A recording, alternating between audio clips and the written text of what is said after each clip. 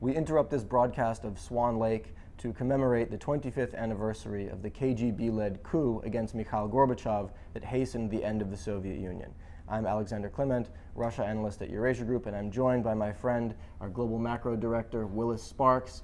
Willis, at the time of the coup, you had just come back from your first trip to the Soviet Union. Yeah, it had been a couple of years, but I had friends there and was really, really interested in the story, so I followed it really closely. And I remember coming home and turning on the TV and hearing that Gorbachev was under arrest, which was, at the time, world-shaking news, as you might imagine. Essentially what had happened was Gorbachev, by that point, was a widely discredited figure. In fact, I'm reminded in doing some research for this that there was a joke going on at the time. There's a guy standing in a long bread line in Moscow getting really frustrated, and he says, you know, I'd love to kill Gorbachev. And the guy in front of him in line says, why don't you? And he said, because the line is too long. So Gorbachev was very unpopular, and in fact the coup itself that we're here to talk about today was as much targeted in some ways against Boris Yeltsin, who had already emerged as an important figure, as it was against Gorbachev, because Yeltsin had won an election to become president of the Russian Republic within the Soviet Union, which made him dangerous for Soviet conservatives. So at the time, Gorbachev and Yeltsin were involved in a treaty that would have fundamentally changed the Soviet Union and its relationship with the republics, that alarmed the KGB, who was, of course, listening on the telephone. The KGB is listening to these plans and decide now is the time to act. Gorbachev and his wife Raisa were in Crimea, of all places, on vacation, and the KGB showed up and put him under house arrest. And they said, you're either going to renounce this treaty that you're talking about, or you're going to resign. And Gorbachev said, I refuse to do either of those things, and then the coup was on. So if you were in Moscow at the time, or anywhere in the Soviet Union, you turned on your TV in the morning, on that Monday morning, August 19th, and there was an emergency committee on announcing that they were in charge without much detail. And suddenly, people across Russia watching state-run television are watching Swan Lake for hours and hours, an endless loop of Swan Lake while the coup moved into motion. By that evening, the coup plotters held a press conference to explain themselves, and a guy called Gennady Yanayev, who was nominally the leader of this KGB-led coup, he was the vice president, was visibly drunk on camera and very nervous, saying, Gorbachev is sick, don't worry, we're in charge. And the thing fell apart from there, because they didn't manage to arrest Boris Yeltsin or any of the 200 or so people that they planned to arrest. Gorbachev came back to Moscow, and then 4.5 months later, the rest is history. The Soviet Union ceased to exist, and Boris Yeltsin became the dominant political figure in the new Russia. So this is the point in the conversation where I turn to you and say, speaking of the new Russia, here we are 25 years later. What do we know about how people in today's Russia remember that coup 25 years ago and its impact on the fall of the Soviet Union? What do they remember, and what do they think about it? Yeah. I mean, views on the coup in Russia have always been very divided, right? It's sort of one of these questions, you know, tell me what you think of the coup and I'll tell you who you are type of thing in Russia. Right.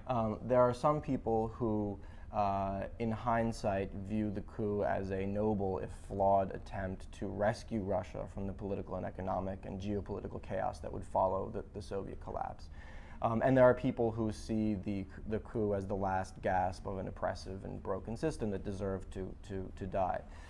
What's most interesting now is that for the first time since 1991, 50% of Russians now say that they no longer remember the coup or don't know what happened.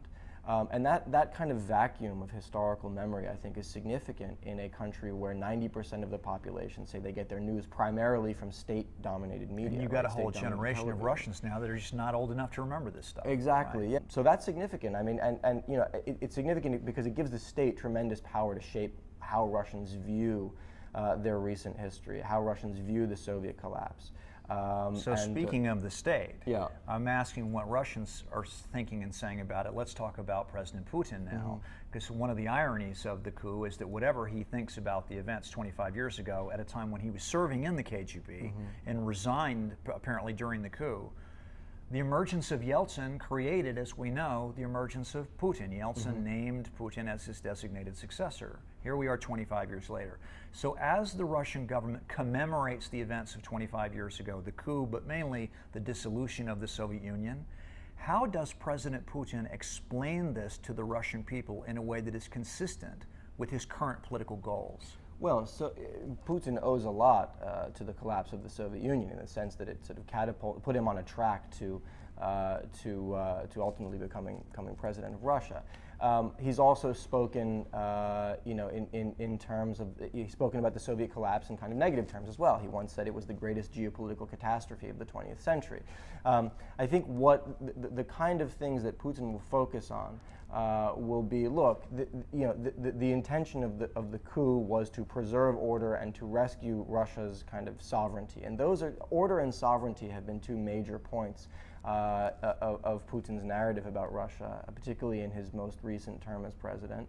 He's always cast himself as a person who is pulling Russia up off of her knees, kind of rescuing Russia from the humiliations of the 1990s. And I think we can expect a lot of that narrative to come through in how the state frames not only the coup anniversary, but also the anniversary of the Soviet collapse. And next year, of course, will be the 100th anniversary of the Bolshevik Revolution, which will come on the eve of Russia's next presidential election. So there's a lot to, there's a sort of rich historical stew for the Kremlin to draw on over the next year. But Putin, over the course of this fall, can talk about this as a cautionary tale of what happens when the state is not in control and law and order is very much at risk. Yeah, I mean, Putin once wrote that the greatest threat to a government is paralysis of the state.